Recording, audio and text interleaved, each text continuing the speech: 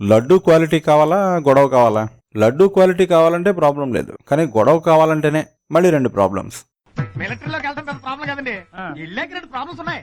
Select అవుతావా అవ్వా? Select అవ్వకపోతే ప్రాబ్లం లేదండి. అయితే 2 ప్రాబ్లమ్స్ ఉన్నాయి. ఆఫీసర్ గా సెలెక్ట్ అవుతావా, జవాన్ గా సెలెక్ట్ అవుతావా? బాబు బద్రి గారు, సారీ డిప్యూటీ సీఎం గారు, ఇప్పుడు సింపుల్ క్వశ్చన్ ఏంటంటే, తిరుపతి లడ్డూలో వాడే నెయ్యి కలుషితం అయిందా లేదా? మన బద్రి డైరెక్టర్ పూరి జగన్నాథ్ గారు అమ్మా నాన్న తమిళమ్మాయిలో చెప్పినట్టు లడ్డూలో వాడే నెయ్యి కలుషితం అవ్వకపోతే ప్రాబ్లం లేదు, అయితే మళ్ళీ 2 ప్రాబ్లమ్స్. కల్తీ అయిన నెయ్యినే లడ్డూల్లో వాడారా లేదా? వాడకపోతే ప్రాబ్లం లేదు, కానీ వాడితేనే మళ్ళీ 2 ప్రాబ్లమ్స్. ఆ కల్తీ లడ్డూలు జనంలోకి వచ్చాయా రాలేదా? రాకపోతే ప్రాబ్లం లేదు, కానీ వస్తే మళ్ళీ 2 ప్రాబ్లమ్స్.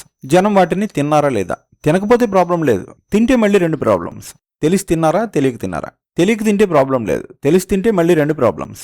తిన్న భక్తులు భ్రష్టులైపోయారా, అవ్వలేదా? అవ్వకపోతే ప్రాబ్లం లేదు, అయితేనే 2 ప్రాబ్లమ్స్. వాళ్ళు భ్రష్టులయ్యారా, ఎవరైనా వాళ్ళని పని కట్టుకుని భ్రష్టుల్ని చేశారా? అదే తేలాలండి. ఇప్పుడు తప్పు జరిగిందా, చేశారా? తేలాలి, తేల్చాలి. అదిగో అది తేల్చమని డిప్యూటీ సీఎం పదవి మీకు ఇస్తే మీరేమో దీక్ష తీసుకుంటాను, దుర్గగుడి మెట్లు కడుగుతానంటారేంటి సార్? సరే, అపచారం జరిగిందనుకుందాం. అలా జరిగినప్పుడు డిప్యూటీ సీఎం గారు ఏం చేయాలి? దీక్ష చేయాలా?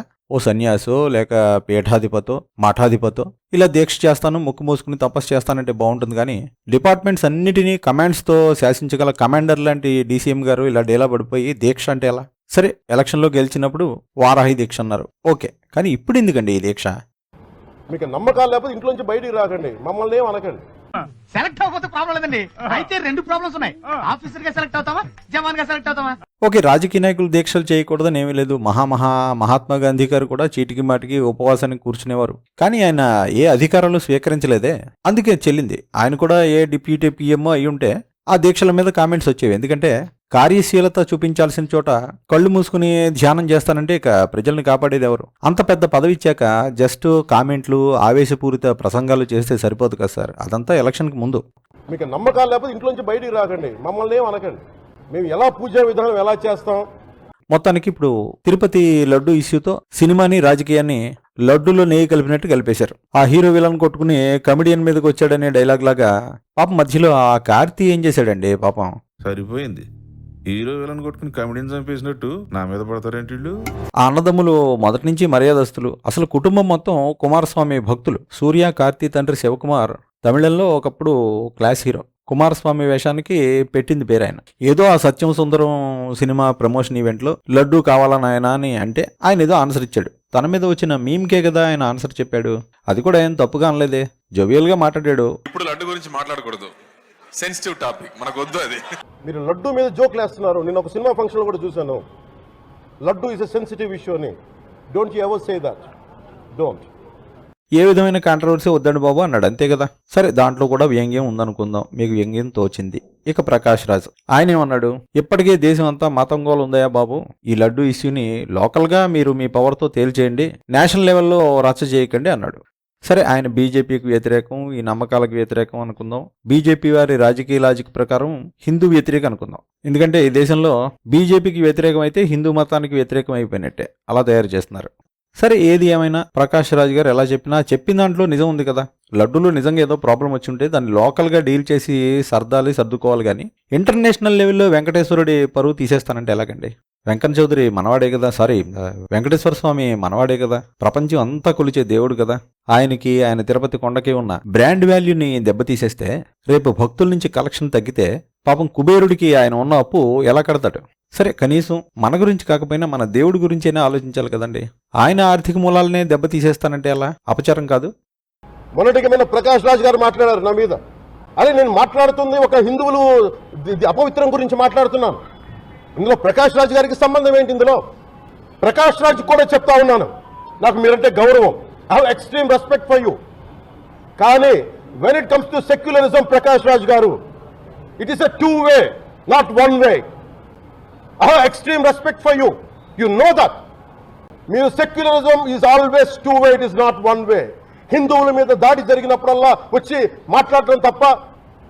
ప్రకాష్ రాజ్ గారు చెప్పింది పాజిటివ్ యాంగిల్ తీసుకోవచ్చు. సరే, ప్రకాష్ రాజ్ గారు మేధావి, ఆయన రాసింది మీకు అర్థమైందో లేదో ఆయనకు అర్థం కాలేదు. అందుకే ఓ బాబు, నేను అన్నదేంటో ముందు అర్థం చేసుకో, నేను ఫారెన్లో ఉన్నా, నెలాఖరికి వస్తున్నా, ఆన్సర్ ఇవ్వబోతున్నా అన్నాడు. శ్రీ పవన్ కళ్యాణ్ గారు, నేను ఇప్పుడే మీ ప్రెస్ మీట్ని చూశాను.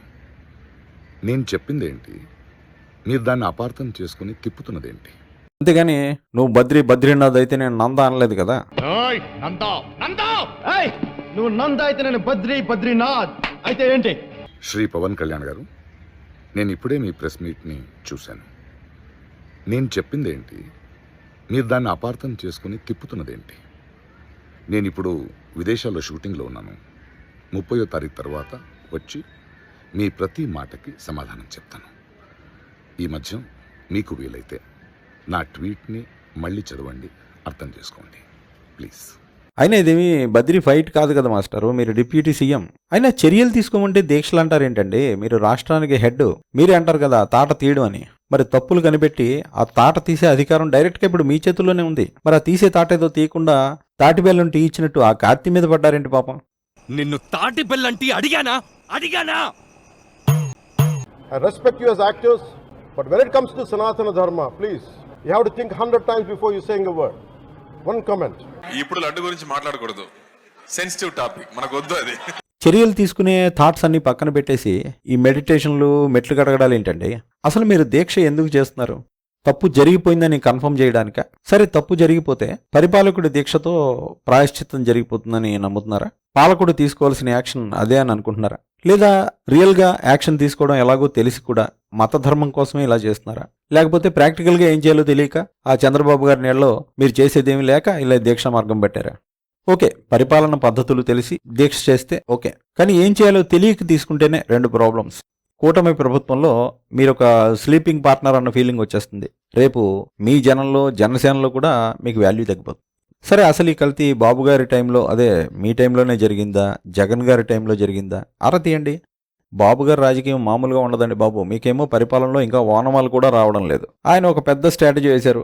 అడుగో ఆ జగన్ క్రిస్టియన్ మన హిందువుల్ని భ్రష్టుల్ని చేయడం కోసమే ప్లాన్ చేసి మరీ పందుకోగలిపాడు అన్నట్టు మొదట చెప్పారు, తర్వాత మాట మార్చారనుకోండి. సరే, మొత్తానికి ఇలా చెప్తే జనం ఆవేశపడిపోయి రోడ్ల మీదకు వచ్చి ఉద్యమాలు చేయాలనుకున్నారో చేస్తాననుకున్నారో. అసలు ఈ ఐడియా ఆయనకి ఎలా వచ్చుంటుంది? ఓల్డ్ మైండ్ డీప్ థింకింగ్ కదా. దాదాపు 160 సంవత్సరాల క్రితం ఐడియా అది. అవునండి, 1857 గుర్తుందా? మొదటి స్వాతంత్ర సంగ్రామం. మీరు చదివిన లక్షల పుస్తకాల్లో ఎక్కడో చోట ఈ విషయం చదివి ఉంటారు. ఆనాడు పాతరకం తోటాలు, అదేనండి బుల్లెట్స్, యుద్ధంలో అవి కొరికి వాడేవారనమాట. మరి ఆ తోటాల మీద పందికోవు ఆవుకోవు పూసి ఉండేవట. ఆ విషయం తెలిసి ఆ సైన్యంలో పాపం బ్రిటిష్ సైన్యంలో హిందువులు కూడా ఉండేవారు. ఆ సంగతి చెప్పగానే వాళ్ళకి ఆవేశం ముంచుకొచ్చింది, తిరగబడ్డారు. దాంతో ప్రథమ స్వాతంత్ర సంగ్రామం జరిగింది. మరి అలాంటి హిందూ సంగ్రామమే మళ్ళీ ఇప్పుడు జరగాలని బాబు గారు కోరుకుంటున్నారా? కడాన తిరుమల లడ్డు కూడా నాసి రకం. నాకైతే ఆశ్చర్యం వేస్తుంది. ఎన్ని కంప్లైంట్ చేసినా కడాన వెంకటేశ్వర స్వామి పవిత్రతను దెబ్బతీశారు. సరే, హిందువులు తమ మతానికి ద్రోహం జరుగుతుంటే ఎలర్ట్ అవ్వడం మంచిదే. కానీ తినే లడ్డు మీద ఇంత గోల అవసరమా? లడ్డూలో వేసే నెయ్యి గురించి, దాని క్వాలిటీ గురించి ఇంతసేపు, ఇన్ని రోజులు, ఇన్ని డిస్కషన్లు, ఇంత గోల అవసరమా? ఆ చెకింగ్లు ఉన్నాయి కదా. సరే, అఫీషియల్గా ఎన్ని చెక్స్ ఉన్నా ఎక్కడో ఏదో కొంత క్వాలిటీ తగ్గిందనే అనుకుందాం. అయినా ఏం ప్రతిసారి అంత అద్భుతమైన నెయ్యి తినేయకపోతే ఏమైపోతుంది? అదేం పాపం ఆ వెంకటేశ్వరుడు డైరెక్ట్గా తినడం లేదు కదా, మనమేగా తినేది. ఓసారి క్వాలిటీ బాగోకపోతే సరి చేసుకుందాం, లోకల్గా సెటరేట్ చేద్దాం. దానికి లౌడ్గా ఇంత రచ్చ ఎందుకండి?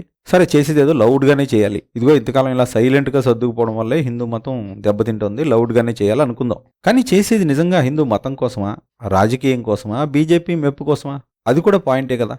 దేవుని దగ్గర పెట్టే ప్రసాదం అపవిత్రం చేసే విధంగా ఓసారి బాధేస్తుంది.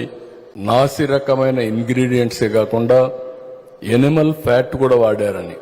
సరే, హిందువుల ఆవేశాన్ని తక్కువ చేయడం లేదు, వాళ్ళు ఆవేశపడడం కరెక్టే. ఎందుకంటే స్వతహాగా హిందువులు ఎవరి జోలికి పోరు. కానీ ఈ మెతకదనం వల్ల అది ఇతరులకి అలసిచ్చినట్టు అవుతుంది. లవ్ జిహాద్ అని ఒకడు, మత ప్రచారాలని ఒకడు అనవసరంగా మన మతం జోలికి వస్తున్నారు. అసలు హిందూ మతం అనే లడ్డునే కలుషితం చేస్తున్నారు అన్నది ఇప్పుడు చాలా మంది హిందువుల ఫీలింగ్. మరి స్వతహాగా ఎవరి జోలికి పోని హిందువులు ఇప్పుడు ఇలా తయారవుతున్నారంటే ఖచ్చితంగా అది వాళ్ళ తప్పు కాదు, ఇతరులదే ఆ తప్పు. సో మతాన్ని రక్షించుకోవాలి అనే ఆవేశం కరెక్టే. కానీ ఇందులో మెయిన్ ప్రాబ్లం ఏంటంటే మనం ఈ మాయలో పడి మానవత్వాన్ని మర్చిపోతున్నాం. హిందువులు ముఖ్యంగా తెలుసుకోవాల్సింది ఏంటంటే ఏ మతంలోనూ లేని పరమత సహనం అన్నది మనకుంది. అందరు దేవుళ్ళని గౌరవిస్తాం, అన్ని సంస్కృతులని హక్కుని చేర్చుకుంటాం. ఆ సంస్కారం మన మతంలో సహజంగానే ఉంది. అది చట్టాల ద్వారా రావాల్సిన పని లేదు, మనలోనే సహజంగా ఉంది. అఫ్కోర్స్ ఆ సహనమే మన చేతగానితనంగా, బలహీనతగా మారి మొత్తం మతానికి ముప్పు తెచ్చేస్తుంది అన్నది మన వాళ్ళ వాదం. సరే మంచితనానికి పోయి మన ఉనికికి మనమే గండి కొట్టుకుంటున్నాం అనే బాధ ఉన్నప్పుడు మన సంప్రదాయాలు నిలుపుకోవడం కోసం పోరాడాలి. ఇష్యూస్ వచ్చినప్పుడు గట్టిగా మాట్లాడాలి. కానీ మనం కూడా కొందరిలాగా తీవ్రమైన మతవాదుల్లాగా మారిపోతే హిందూ ధర్మంలోని అసలైన మానవ ధర్మం మిస్ అయిపోతుంది కదా. అది మర్చిపోతే ఎలాగా? మతం కోసం పోరాడతాం అంటూ మతంలోని అసలు విలువల్ని మర్చిపోతే ఎలా? ఇప్పుడు మన మత ఉద్ధరణకి లడ్డూయే ఆధారం అయిపోయినట్టు కొంతమంది తమ ప్రతిభా విశేషాలని ప్రదర్శిస్తున్నారు. ఒక ఆయన పాత లడ్డు కొత్త లడ్డు కంపేర్ చేస్తూ వీడియోలు పెట్టాడు. ఆ లడ్డూని బల్లకేసి కొట్టి మరీ భక్తి ప్రదర్శించాడు. ఆ పాత లడ్డు గట్టిగా ఉందట, కొత్తది మెత్తగా పిండి అయిపోయి అద్భుతంగా ఉందట. ఆ నెయ్యి అంటాడు, కాగితానికి అంటుకుంటోంది అంటాడు. లడ్డూని దండం పెట్టుకుని నేను వేస్తున్నాను, ఎందుకంటే మీకోసం ఒక్కసారి ఇక్కడి నుంచి సిర్రే కింద పడేసినా కానీ లడ్డు ఎటువంటిది జరగదు. చూడండి, ఇలాగే ఉంది, ఇంత గట్టిగా ఉంది ఈ లడ్డు. అంటే ఇది క్రికెట్ బాలా లేకపోతే లడ్డా అని నేను మిమ్మల్ని అడుగుతున్నా. నాణ్యమైన లడ్డుగా ఇది పట్టుకోగానే మనకు ఒక మెత్తగా తగులుతోంది. నెయ్యి అంటుంది. పాత లడ్డులో నెయ్యి అంటేది కాదు, డ్రైగా ఉండేది. చాలామంది కంప్లైంట్ అదే చేశారు. ఈ లడ్డుని మనం ఇలా కిందకేస్తే ఇదిగోండి, ఈ లడ్డు చూడండి మొత్తం ఇదైపోయింది. ఒకసారి మీరు చూసుకోండి. ఇది ఇవాళ ఉన్నటువంటి లడ్డు పరిస్థితి. ఇక తిరుపతిలో కొందరు స్వామివారి లడ్డు బాబుగారు వచ్చాక అద్భుతంగా ఉందంటూ అడగకుండానే రీల్స్ పెడుతున్నారు.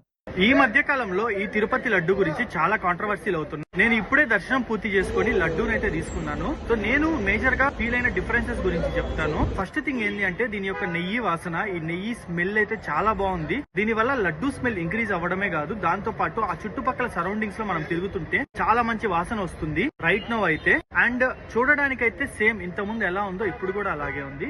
మరి వీళ్ళంతా పరమభక్తుల, పెయిడ్ ఆర్టిస్టుల? పరమభక్తులు అయితే ప్రాబ్లం లేదు, పెయిడ్ ఆర్టిస్టులు అయితేనే మళ్ళీ రెండు ప్రాబ్లమ్స్.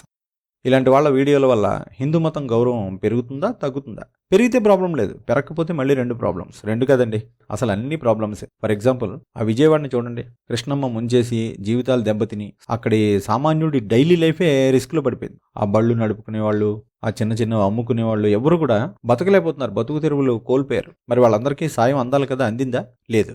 ఫుడ్ కూడా రాలే. రాత్రి హెలికాప్టర్లు వచ్చినాయి, కనీసం ఫుడ్ వేసారు, మా దాకా రాలా. ఇక్కడ నుంచి 4-5 బోట్లు వచ్చినాయి. ఆ బోట్లు ఎక్కడే ఆగిపోయినాయి కానీ లోపల వరకు రాలేదు.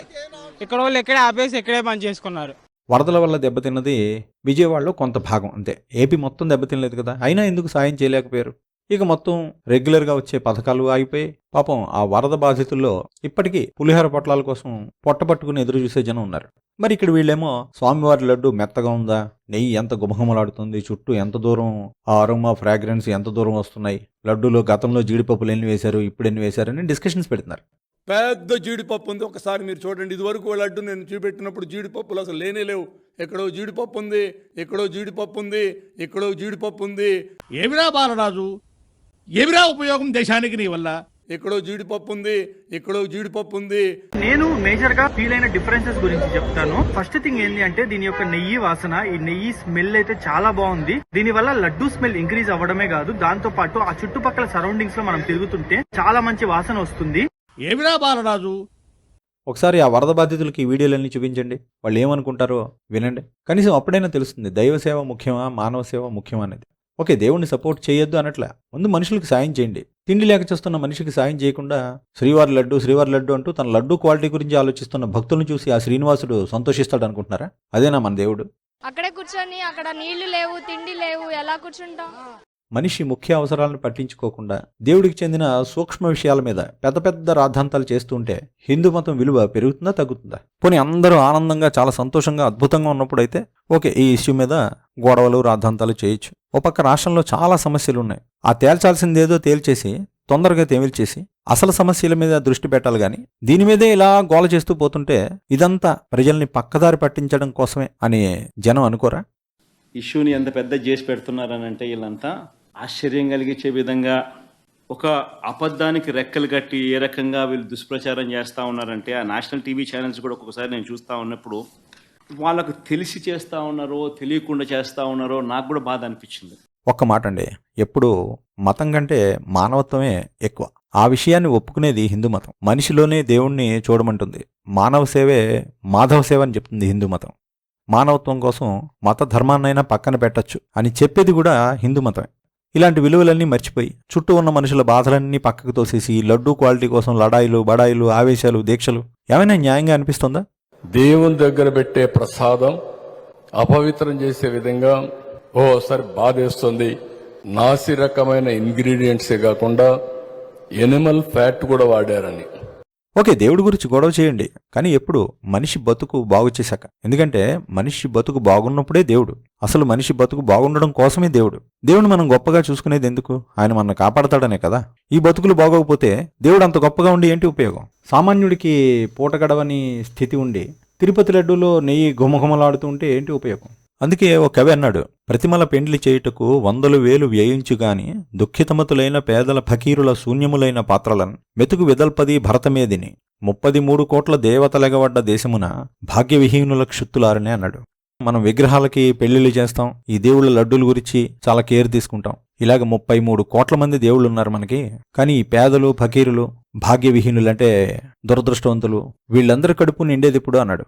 సరే, దేవుడి పెళ్లిళ్ళకి పూజలకి నైవేద్యాలకి ఖర్చు పెట్టడం తప్పనట్లేదు, సంప్రదాయాల్ని పాటించడం తప్పనట్లేదు. మన దేవుడి వైభవాన్ని ప్రపంచం అంతా చాటి చెబుదాం. శ్రీరామనవమికి భద్రాద్రిలో అద్భుతంగా సీతారామ కళ్యాణం చేద్దాం. వెంకటేశ్వర స్వామికి అద్భుతమైన లడ్డూలు నైవేద్యం పెడదాం. కానీ దేవుడి పట్ల తీసుకునే కేర్లో కొంత భాగం ముందు మనుషుల విషయంలో కూడా తీసుకుందాం. ఎందుకంటే మానవ సేవే మాధవ సేవ కదా.